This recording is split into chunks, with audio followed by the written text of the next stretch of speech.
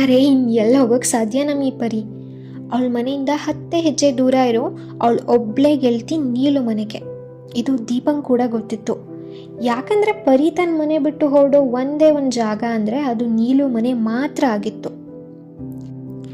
ಎಷ್ಟು ತುಂಟಿ ನಮ್ಮ ಪರಿ, ಆದರೂ ನೀಲು ಮನೆ ಬಿಟ್ಟು ಎಲ್ಲೂ ಹೋಗ್ತಿರ್ಲಿಲ್ವಾ?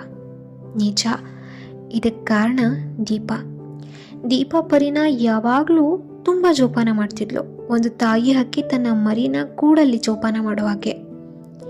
ಅವಳ ಆತಂಕ ಕೇವಲ ಒಬ್ಬ ತಾಯಿಗೆ ತನ್ನ ಮಗುವಿನ ಬಗ್ಗೆ ಇರೋ ಸಹಜ ಆತಂಕವಾಗಿರಲಿಲ್ಲ. ಎಷ್ಟರ ಮಟ್ಟಿಗೆ ಅಂದರೆ ಅವಳ ಸುತ್ತಮುತ್ತ ಇರೋ ಜನಗಳಿಗೂ ಕೂಡ ದೀಪಳ ಈ ಆತಂಕ ಅತಿರೇಕ ಅನಿಸ್ಬಿಟ್ಟಿತ್ತು.